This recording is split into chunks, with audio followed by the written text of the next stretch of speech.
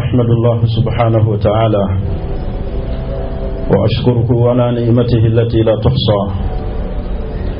رب اشرح لي صدري ويسر لي أمري واحلل عقدة من لساني يفقه قولي. اللهم صل على محمد وعلى آل محمد كما صليت على إبراهيم وعلى آل إبراهيم إنك حميد مجيد. معاشر المسلمين، أوصي نفسي وإياكم بتقوى الله عز وجل. يقول الله سبحانه وتعالى: يا أيها الناس اتقوا ربكم الذي خلقكم من نفس واحدة وخلق منها زوجها وبث منهما رجالا كثيرا ونساء واتقوا الله الذي تساءلون به والأرحام إن الله كان عليكم رقيبا. ويقول الله سبحانه وتعالى: يا أيها الذين آمنوا اتقوا الله وقولوا قولا سديدا يصلح لكم أعمالكم ويغفر لكم ذنوبكم ومن يطع الله ورسوله فقد فاز فوزا عظيما. تميز الله سبحانه وتعالى olw'ebyengeri bingi Allah subhanahu wa ta'ala byatugabirira bitasobola kukeera ku makya kubeera nga tubimalayo, naye nga Allah subhanahu wa ta'ala tumwebaze olw'ebyengeri ebyo Allah subhanahu wa ta'ala byatugabirira ebingi, omuli ekyengeri ekyokubeera nga tuli basiraamu, ekyengeri ekyokubeera nga tukyali balamu. Allah subhanahu wa ta'ala batwala buli kiseera bangi. Bwe tuba nga tukyalimu abo abalamu abassa, tukozese ekyengera kino kye tulina ekyobulamu okugondera Allah subhanahu wa ta'ala n'okubeera nga tulongoosa emirimu gyaffe gye tunatuuka nagyo maaso ga Allah subhanahu wa ta'ala. Tuli mu myezi egy'emizizo Allah subhanahu wa ta'ala gye yogerako mu Qur'ani y'ekitiibwa. Allah yagamba mu suratu Tawba: inna iddata ash-shuhuri 'inda Allah 12 shahran fi kitabillah yawma khalaqa as-samawati wal ard minha arba'atun hurum fala tadhlimu fihinna anfusakum. Allah yatugamba nti emyezi gy'amanyi mu maaso ge giri emyezi 12, naye mu myezi egyo 12 Allah subhanahu wa ta'ala yagamba nti minha arba'atun hurum, mulimu emyezi 4 nga gya mizizo. Emyezi egyo tulimu gy'emyezi olwaleero gye tuli mwezi ogwa Dhul-Qa'da, olwaleero ennaku z'omwezi 21 nga tunaatera okuyingira omwezi ogwa Dhul-Hajj. Emyezi gino egy'emizizo Allah yatugamba nti fala tadhlimu fihinna anfusakum, temugeza ne mukoleramu buli azaamaanya. Kitegeeza omuntu bw'akola ezzambi mu myezi gino gye tulimu, Allah subhanahu wa ta'ala ezzambi eryo alikubisaamu, guba gonna ggomola. Ate era omuntu bw'akoleramu ebirungi Allah by'ayagala, era ekirungi ekyo Allah subhanahu wa ta'ala akizitoya ku mizaani. N'olw'ensonga eyo bakubiriza okutya Allah, naddala mu myezi gino gye tulimu egy'emizizo, kubeera nga twegendereza okunyiiza Allah subhanahu wa ta'ala, tukoleremu ibaada ezinatuusa eri Allah nga Allah atusiimye, kubanga Allah yagifuula nga myezi gya mizizo, n'atugaana okukoleramu buli azaamaanya, naye ng'ate Allah teyatukkiriza ate kukola buli azaamaanya mu myezi egisigadde, wabula mu gino egy'emizizo oli senga yeebagiramu ezzambi, mwana wattu ezzambi ly'aba akoze mu maaso ga Allah subhanahu wa ta'ala libeera ddene. Tulongoose nnyo okudda eri Allah subhanahu wa ta'ala.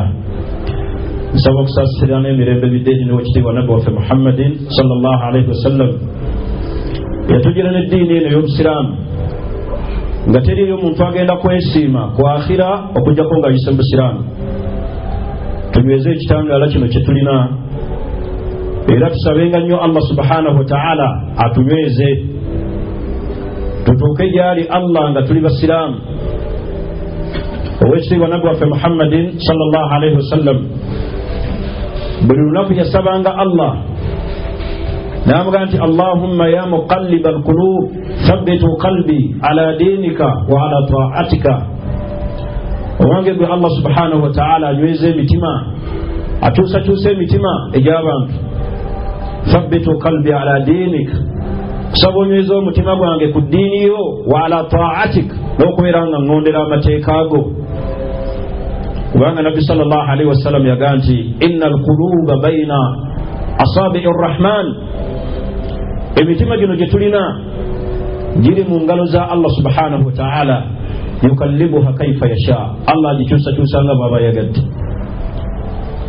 Osobola okukeesa nga oli mukkiriza ne wongera nga obusiraamu wabuvuddemu ddala, naye tusabenga Allah subhanahu wa ta'ala atunywereze ku busiraamu, kulwokubanga teriyo kyabbeeyi mu byengera Allah byawa muntu nga kyengera kya busiraamu.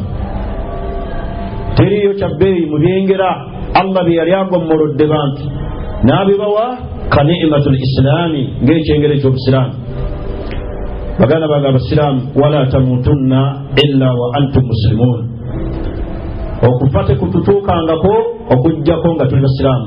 Buli mwalo olunkane okulaba nga famire ye etuuka mu maaso ga Allah subhanahu wa ta'ala nga bonna basiraamu.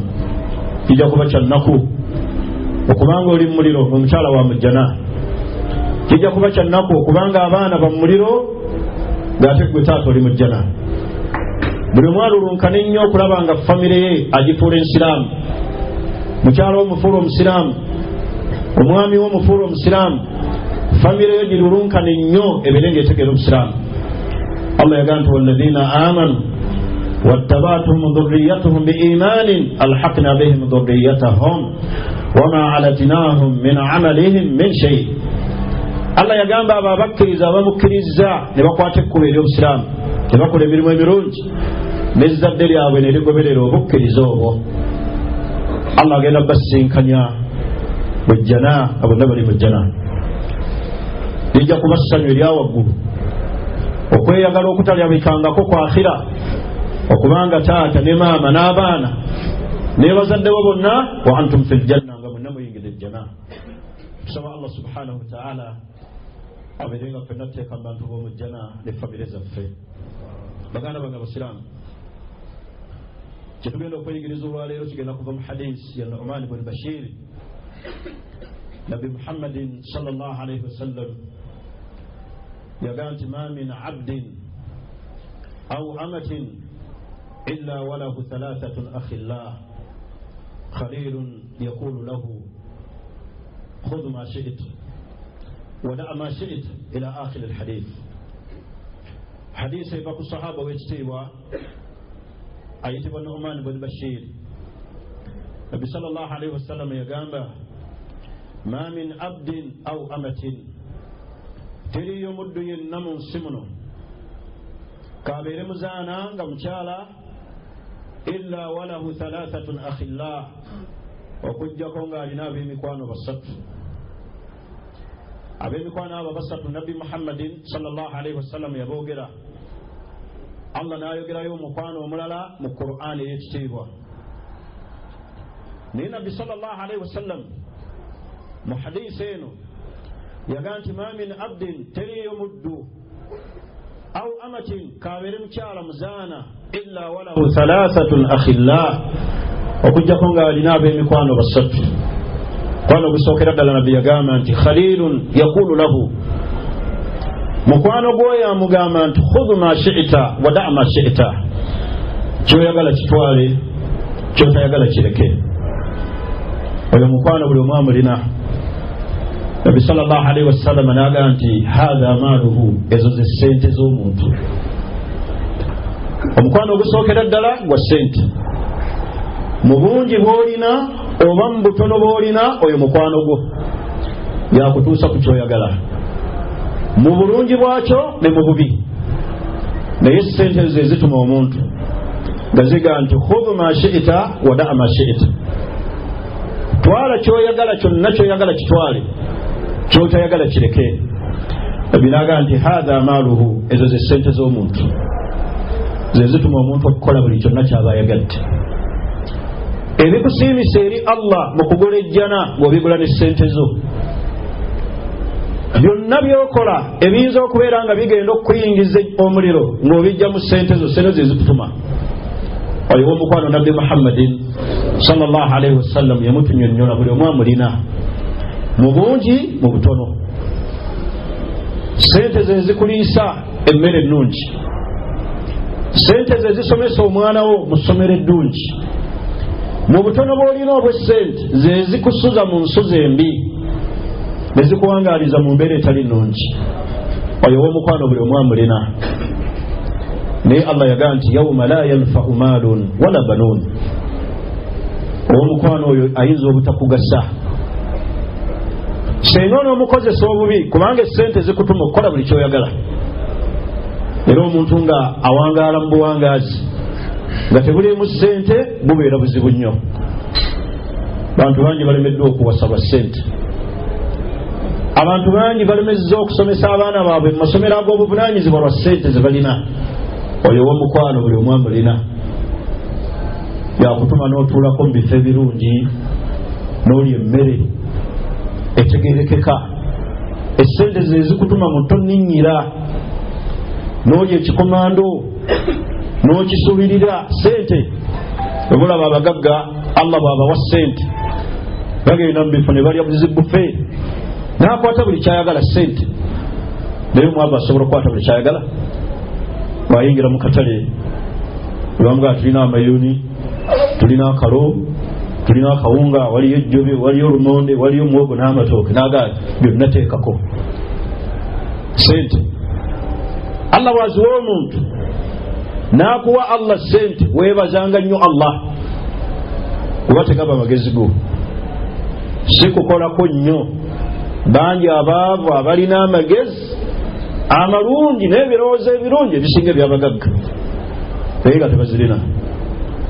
Ow'omukwano oyo ssente Nabbi gwe yatunnyonnyola, essente zo zikozese mu kugula ejjana.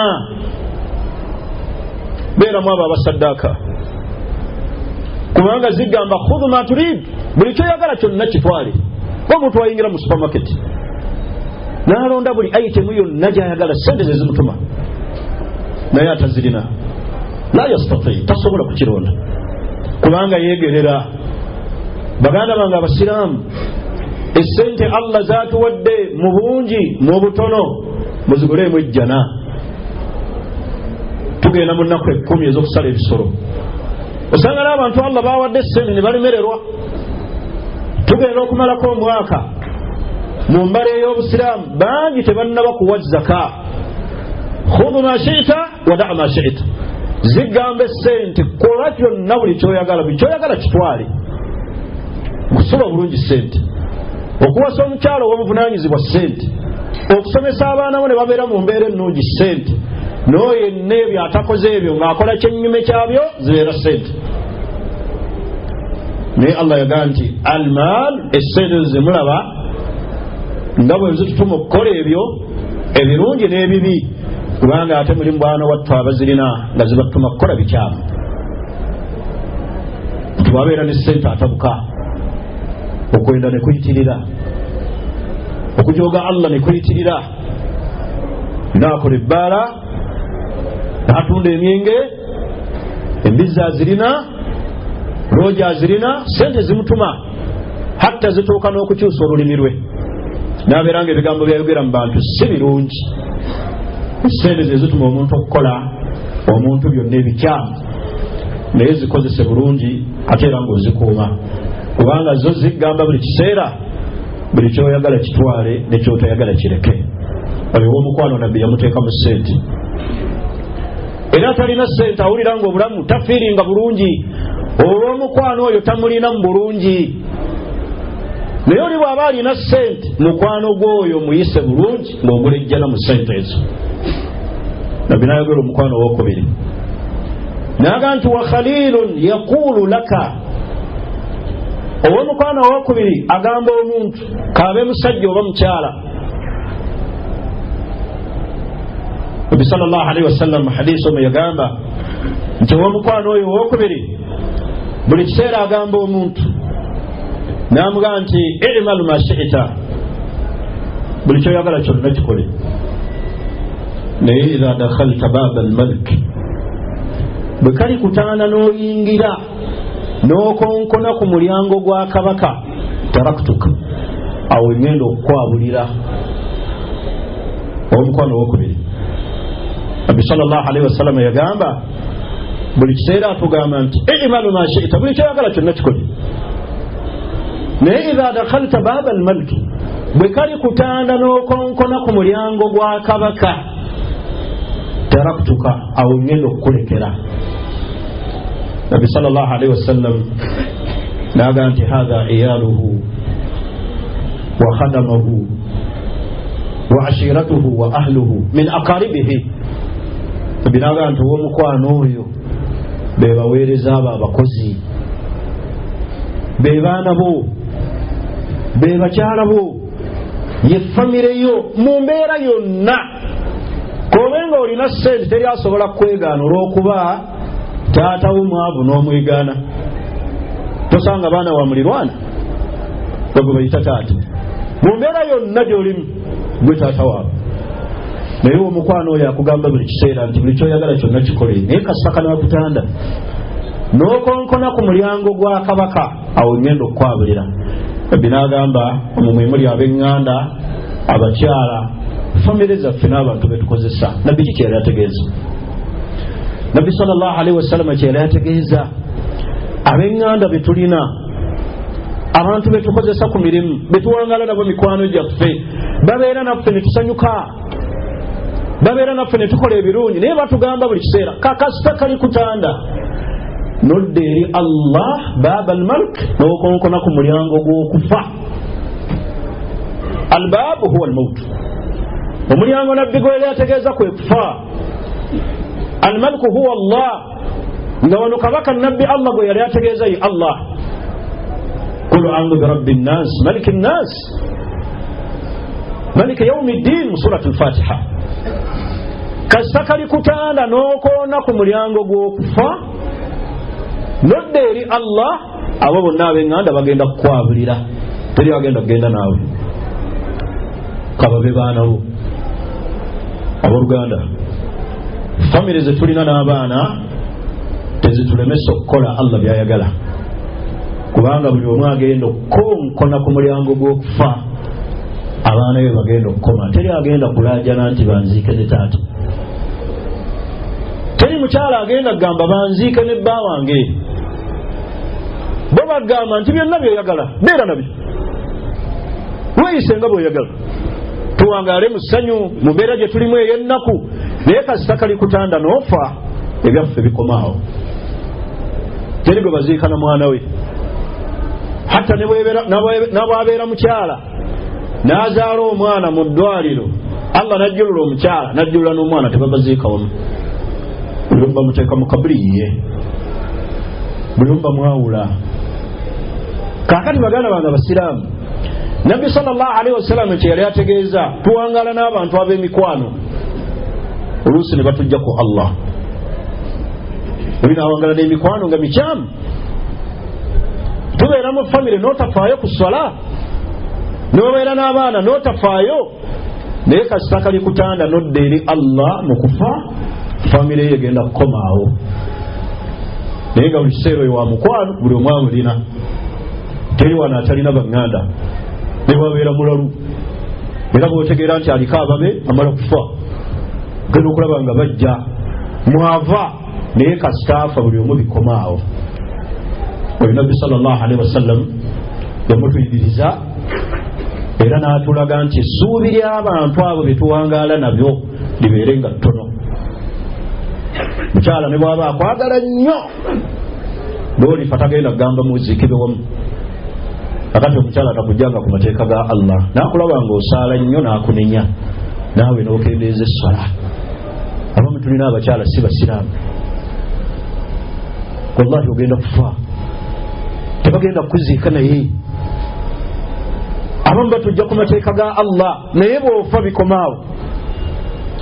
Ne bamugamba nti tugenda kuziika ssaawa 8, ne bw'aba agambye temuziika ssaawa zino 10, ne bagamba nti akale katukulekere ebbaawo tunaamuziika oluvannyuma ennaku 3 tasobola neera baaba tusigula bwe tumala okufa buli omu agenda eri Allah yekka oyo w'omukwano buli omu amulina.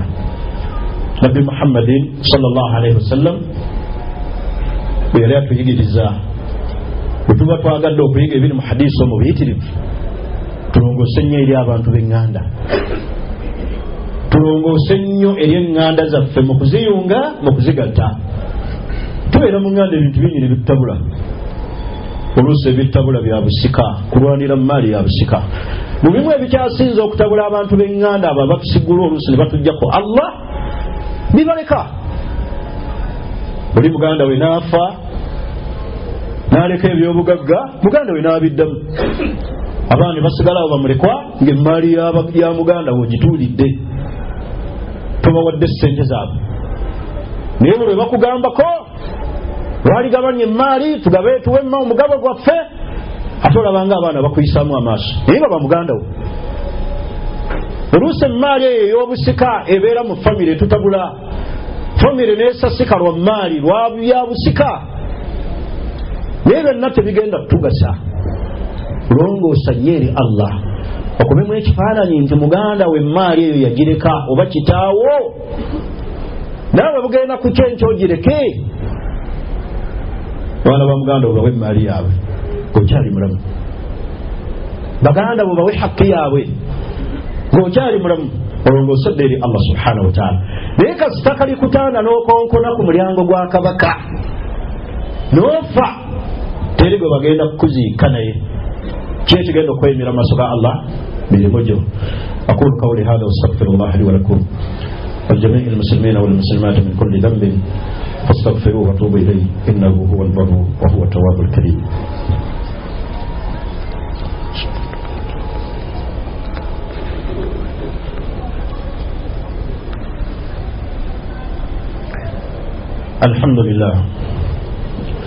الحمد لله ولا عاقبة للمتقين ولا عدوان إلا على الظالمين. زين موكو كوتيرو كتا الله سبحانه وتعالى موكو مسمير مجفي تبدأ حديث النعمان بن بشير النبي صلى الله عليه وسلم قال ما من عبد أو أمة إلا وله 3 أخلاء تري يوم تمسمنو مشارع وبمسجد يوم غينا بمكوانو بسط ومكوانا أفسوكا نبي يغامبا akugamba buli kiseera khudhu ma shi'ta wa da' ma shi'ta, buli kyoyagala kitwale, buli kyotoyagala kireke. Ezo ssente zo ezikutuma okukola buli kyoyagala, ate zirina tezirina gye zikutuma. Tusabenga nnyo Allah subhanahu wa ta'ala atuwe riziki.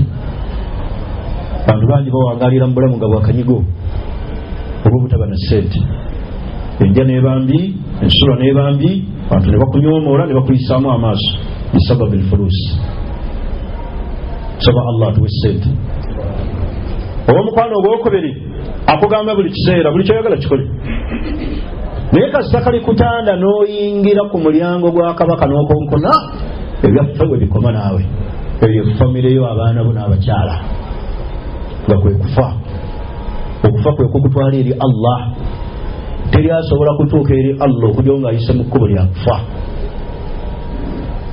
Man ahabba liqaa Allah, omuntu yenna ayagala okusisinkana Allah alina kuyita mu kufa. Ate niwoba toyagala.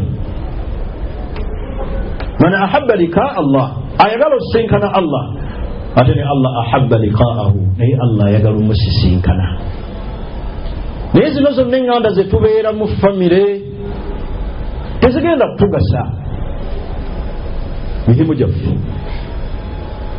tojja kuziikibwa ne mukyalawo, ngabeera n'omukyala n'amuyigiriza okusamira, alaba obwavu bukuluma, n'agamba leka kubeera wano, leka kusiriwala na ddiini, n'alaba nga eddiini etusiruwazizza ne musamira, ne mugenda mu buli ssabo. Oluusi mwana yabuza awaka, ne mugenda mu buli ssabo, ne mugenda ku buli musawo omuganda, naye wallahi ojja kufa akuleka, n'abalaba muwase bamuzaale namu. Abo tebatusigula, tubalina kababe baana tebakusigula. Tubabeera n'abaana n'azannya nabo, baana ekyo baagala okukola kye bakola, baleeta abasajja abatali basiraamu n'ayaniriza, banywa emyenge n'abudaabuda, balokoka n'asembeza awaka bwe bulifa togenda nabo bwelongoosa bibi ya Allah. Ow'omukwano ow'okusatu Nabbi Muhammadin sallallahu alaihi wasallam yagaa nti mukwano gwoyo ow'okusalaga nti ana maaka ndi wamu naawe sikwabulira haithu dakhalta wa haithu kharajta, woyingira wonna ndi naawe wewe olifuluma wenna ngenda kubeera naawe. Ow'omukwano ow'okusatu bwatyo bagamba ana maaka, woligwa wendigwa, haithu kharajta mukuyingira konna au haithu dakhalta kakube kufuluma tugenda kubeera babiri. Ow'omukwano atatuta mukuyingira ne mukufuluma Nabi sallallahu alaihi wasallam yagaa nti hadha amaluhu, gy'emirimu gy'omuntu ayingira najyo mu kabuli era bw'ali bazuukuzibwa gy'agenda okugenda najyo mu maaso ga Allah. Nabi sallallahu alaihi wasallam mu hadiisi omwo atuyigiriza ki omuntu okukola Allah by'ayagala bye bigenda okugenda naawe mu kabuli. Buli muweebuuzemu ekibuuzo, senga Allah ntwalira wano ngenda naki? Senga Allah tutwalira wano, kubanga okutwala Allah agenda tutwala ge mazima. Tekuliko insha Allah, tekuliko kusaala nnyo, tekuliko genda nnyo Makka, tekuliko kubeera naki, fenna tugenda kuyingirawo. Tugenda kuyingirawo naki? Awali question, oyigenda kuyingirawo naki? Ow'omukwano oyo akugamba naye towulira, zaka gitoole towulira, saddaaka towulira, yamba abanaku towulira, naye agenda kuyingira naawe. Naye ate tugenda kuyingira naawe na mazambi, tugende nabwo mu kabuli mazambi. Obwenzi busobola okukubeesabeesa mu kabuli, obushiriku busobola okukubeesabeesa mu kabuli, riba asobola okukubeesabeesa mu kabuli n'obeera bulungi, oba okutambuza olugambo oba okulya emaali y'abamulekwa kigenda kukubeeza bulungi mu kabuli. Naye omukwano oyo akugamba buli kiseera ana maaka, ndi wamu naawe haithu dakhalt wa haithu kharajt, wooliyingira wonna tuli wamu, ne mu kufuluma tuli wamu naawe. Abinaaga nti egyo emirimu gyo gyogenda okuyingira gyo mu kabuli. Oliba ozuukira Allah gy'agenda okukuzuukiza nagyo. Abantu nga bagenda mu bbaliro bwe bati nga Allah fenna tutwala, abantu bagenda kubeera n'ebitangaala, abaali abakkiriza balina emirimu gyabwe, essola zibamulisa gye balaga, essunna zibamulisa, zaka eri ku sayidi eya ddyo, saddaaka eri ku sayidi eno, hijja ziri mabega, buli mulimu gwonna omulungi nga kye kitangaala kyo. Abantu bwe bagenda okugamba nga basaba Allah, naye bagenda bagamba nti rijuu waraakum, bagenda kubadda mu bano abalina ekitangaala nti muddeeyo emabega, faltamisu nuura, munoonye ekitangaala kino kyaffe. Abooluganda tulongose emirimu gyegyo egibeera naffe mu kabuli, era ne bwe batufuluma mu kabuli tugenda kubeera na mirimu egyo. Be baba emikwana abasatu Nabbi waffe Muhammadin sallallahu alaihi wasallam be yannyonnyola, batukoola buli kiseera nga batugamba bali wamu naffe. Sente, ab'eŋŋanda, emirimu gyo egigenda okubeera naawe mu kabuli, emirimu egyo gye mulaba mu kusala buhiya, mu gisale n'enniya ennungi, Allah ajja bbawa ebitangaala ekigenda okukubeesabeesa mu kabuli. Tukole abantu bawadde ebiseera edduniya. Nabbi Muhammadin sallallahu alaihi wasallam yagamba hadithi nga natera okumaliriza, Nabbi yagamba nti man kanat al-akhira hammuhu, omuntu bw'abeera nga akhira kwe kuwankawanka kwe, ja'ala Allahu ghinahu bayna aynayhi, ja'ala Allahu ghinahu fi qalbihi, Allah ateeka obugagga mu mutima gw'omuntu. Wa atatuhu dunya wa hiya ragima, ensi neetuuka n'okugenda gyali, bino byonna ebitulunkanya ebitusensebula, ensi neetuuka n'okujja gy'oli nga ŋŋonvu, akulu Allah akugondeza edduniya, Allah ateeka obugagga mu mutima n'akugaggawaza n'otalulunkanira edduniya. Kasita ebeera nga akhira gy'olulunkanira, mulunkanira akhira. Naye Nabbi yagamba sallallahu alaihi wasallam mu hadiisi omu naga nti omuntu bw'abeera ng'okululunkana kwe akhira buli kyakola obusuubuzi buteeke mu akhira. Noni yoga nti obusuubuzi tebuli mu akhira. Nolina omugayo akhira ongoosa bizinesi naga eduniya bwetu bwefaanana. Yako ogenda wekka mu kabuli. Ani yaga nti obufumbo bwo tebuli mu akhira? Noonya ejjana mu mukyala wo. Munoonye ejjana mu bakyala bammwe. Naye omukyala n'akaaba buli kiseera n'akulaba takusiimangako bukyomufuna. Munoonye duniya manya akhira mu bantu abo. Ezzadde lyo linoonyeemu duniya akhira. Naye tubeeraawo tafa ku baana azaala buzaazi. Wallahi Allah agenda kukubuuza ku famire ku baana. Kuina natuuka n'okubonyaabonya abaana be n'abagaa nange siriku za kitange. Noonya akhira mu baana. Abaana baffe nga bakusiimye. Musajja omu yaleka obukadde 305 cash hard cash. Lwanze nagaba emaali eyo. Naye nga abaana be baali bafanjala. Agula emmere naye bamugulira ennyama n'agula ennyama ku mudaala n'agamba ajja kyamusalireko eyo n'afumba n'aleeta ebokisi n'agisibira mu draw. Olweggulo n'aggulawo n'alyako ebifi. Abaana nga tebayagala. Naye omwana yavaamu ekigambo nga tugaba emaali n'agamba nti sheekhe muzeeyi awumule. Atubonyezabonyeza ebbanga ddene. Abo abantu gye bali nanga abaana bosiriku za kitamu. Nange saazi kati omugaso gw'okuba ne ssente kiki? Mulimu abatamanyi n'abaana baabwe. Mwana tamanyi ne woosula gwe wazaala. Wabula wazaala mwoyo noota wazaala mwoli no bali eyo. Munoonye ejjana mu baana. Beegalera omusajja okufa n'aleka obukadde 305. Abaana be tebazeeyagaliramu. Tabasomesezza tafuddeeyo ennyama agulako ye bw'alyako ne basubira mu durowa n'ajjayo olweggulo era bazeeyaleka. Wakati omu ayinza oga nti yali alekera baana aha ebbanga lyobabonyezabonyeza. Naye Nabbi sallallahu alaihi wasallam yagamba omuntu bw'abeera nga akhira kwe kululunkana kwe Allah mugagawaza mu mutima. Ne bw'obeera n'omutwalo ng'olaba oli happy. Naye Nabbi sallallahu alaihi wasallam yagamba nti man kanat ad-dunya hammu, omuntu bw'abeera nga akhira kwatadde ebirowoozo. Waffe n'abasiraamu abasinga obungi wano ebirowoozo byaffe biri ku duniya. Obweraliikirivu bwaffe buli ku duniya. Mbaddewo ntya sinnazimba sirina mmotoka sirina kino teri alowooza nyingira ntya kabuli. Tonna tuli ku duniya. Naye Nabbi yagamba nti omuntu bw'abeera ng'okululunkana kwe akutadde ku duniya ja'ala Allahu faqrahu bayna aynayhi. Allah addira obwavu n'abuteeka mu maaso ge. Ensonga zo Allah n'azivaamu. Allah ava mu nsonga ze duniya n'ekumenya.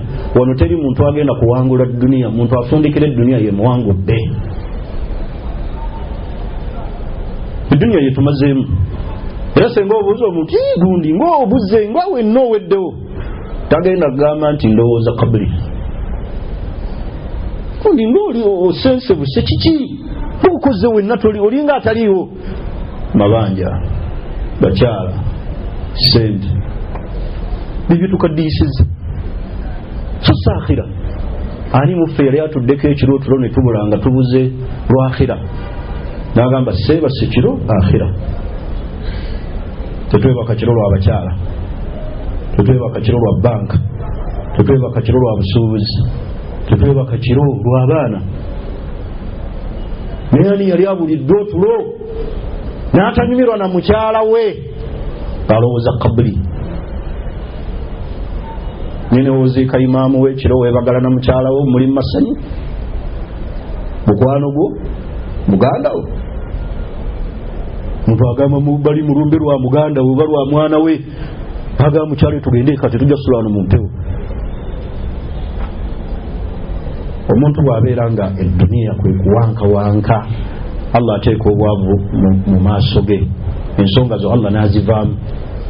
Tebulaba Allah yava mu nsonga zaffe zitumenya. Buli omu amenyeka abasuubuzi balinga abatasuubula. Allah yazivaamu kubanga tuwankira dunia. Akati Nabbi sallallahu alaihi wasallam okumanya bwe yagamba mu hadisi omwe ebyokuyiga bingi nti Allah addira obwavu n'abukuteera mu maaso. Wallahi n'obeera n'obukadde 10 olabanga atalina, newanakuwa obukadde 10 olabanga atalina, buli kiseera tomatira. Osobola okusanga omusajja mugagga ng'alina ssente naye nga ate mwavu.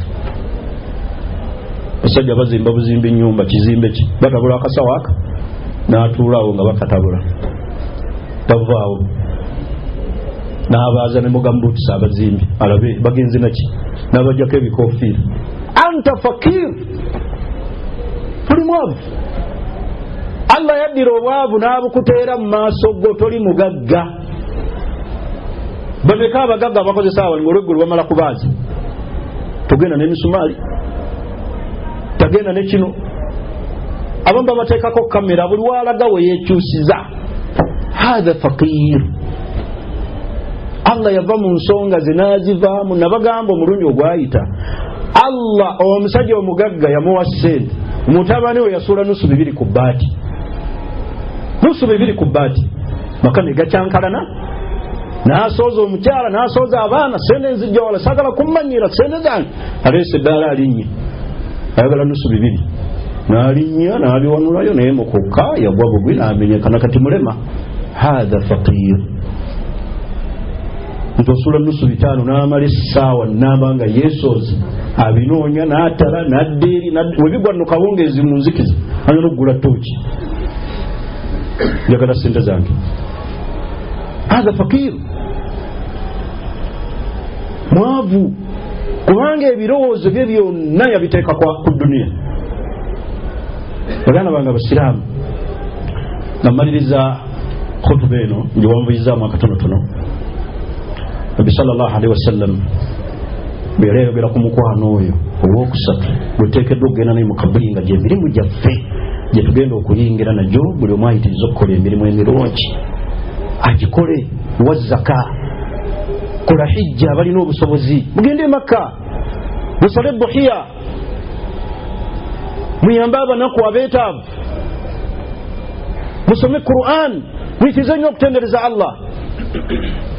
Saddaaka ziyitirire, baako byosaddaaka naawe byogenda okuleka byogenda okuyingira ne mu kabuli bigamba tuli naawe wonooyingira ne wonoofuluma naye ojja kufuluma na bwenzi ofulume ne shiriki ne irizi. Bantu baba naazeeyo ku mayiti ffe tunaaza abafu abasinga obungi musajja mujjumbize mu swala naye nga iriza abadde naye ku mukono. Niyo tugamba abasiraamu tugende noga naaza tumusaalire Mungu yali mulamula. Kubanga bw'ofuluma bw'oti n'obaga nti ono gwe tunaaza waayirizi oba muweebudde misikini tamanyi sibagee nti ate mwesibeyiriza. Naye ebyo tubiraba mu bantu bangi nga basaaze bajjumbize balina yirizi.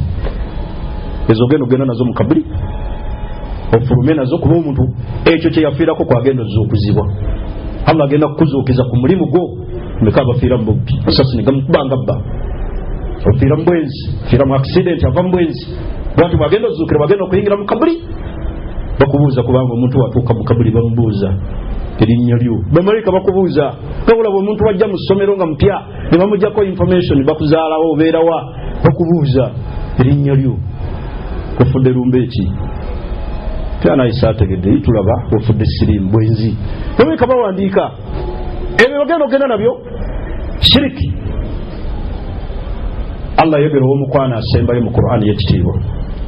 Allah yagaa nti yawma ya'iddu adh-dhalimun ala yadayhi, naye Allah yagaa nti yaqulu ya waylata laytani lam attakhidhu fulanan khalila. Oyo omukwano gw'okuna Allah yemwogerayo mu Qur'an yo naga nti omukwano gugenda omuntu agenda kulajana agenda nti ya waylata nga zinsanze laytani lam attakhidhu fulanan khalila, senga gunjono samufuula mukwano gwange lakad adallani ani dhikri, yanzija ku mateeka ga Allah.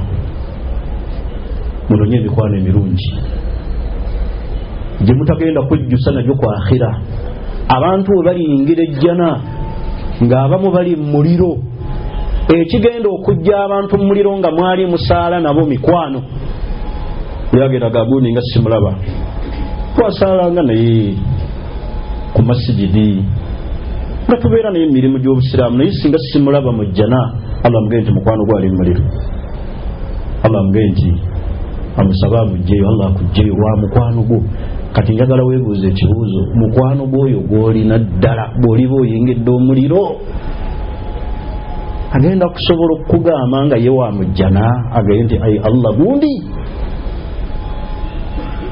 naye kuba mu mifaananyi mu mikwano gy'olina gw'olaba gw'ogenda okuyingira ejjana mu bbo oba bbo beebo muli akati mwene muli banga ab'emikwano bammulira aha ani agenda otaasa munne yakulu ya wailata laitani lama attakhidhu fulanan khalila buli mwali mulira songa munne gwe wambuzaabuza mufune emikwano emirungi egigenda okubawolereza ku akhira naye ate ffe twagala bantu balungi olaba omuntu omulungi ali ku busiraamu kusembereza buli kiseera bakujjukiza akhira mufuule abantu abalongoofu okubeera nga mikwano gyammwe mufuule abantu abalongoofu babeere mikwano gyammwe naye weekubemu mikwano gyo gy'olina giyinza okuba nga si gya mujjana kizira ku bye bakola إن الله ملائكته يصلون على النبي يا أيها الذين آمنوا صلوا عليه وسلموا تسليما اللهم صل على محمد وعلى آل محمد كما صليت على إبراهيم وعلى آل إبراهيم إنك حميد مجيد وبارك اللهم على محمد وعلى آل محمد كما باركت على إبراهيم وعلى آل إبراهيم في العالمين إنك حميد مجيد وارض اللهم عن أربعة الخلفاء المهديين هم أبو بكر وعمر وعثمان وعلي وجميع الصحابة رضوان الله عليهم أجمعين اللهم أعز الإسلام والمسلمين وأذل الشرك والمشركين اللهم انصر من نصر الدين ربنا آتنا في الدنيا حسنة وفي الآخرة حسنة وقنا عذاب النار اللهم آت نفوسنا تقواها وزكيها أنت خير من زكاها أنت وليها ومولاها اللهم اغفر لنا وارحمنا اللهم اغفر لنا وارحمنا اللهم اجعلنا من بعدك الصالحين اللهم اجعلنا من بعدك الصالحين اللهم اجعلنا من بعدك الصالحين برحمتك يا أرحم الراحمين اللهم اجعلنا من أهل الجنة ولا تجعلنا من أهل النار اللهم اجعلنا من أهل الجنة ولا تجعلنا من أهل النار اللهم أنت الرزاق وأنت الغني وأنت الفتاح فاجعلنا من بعدك المرزوقين اللهم ارزقنا رزقا حلالا طيبا باركا فيه اللهم ارزقنا رزقا حلالا طيبا باركا فيه اللهم اكثر أموالنا وبارك لنا فيما أعطيتنا برحمتك يا أرحم الراحمين اللهم اجعل بلدنا هذا أوغندا آمنا مطمئنا رخاء وسائر بلاد المسلمين برحمتك يا أرحم الراحمين بسم الله الرحمن الرحيم والعصر إن الإنسان لفي خسر إلا الذين آمنوا وعملوا الصالحات وتواصوا بالحق وتواصوا بالصبر وصلى الله وسلم والحمد لله رب العالمين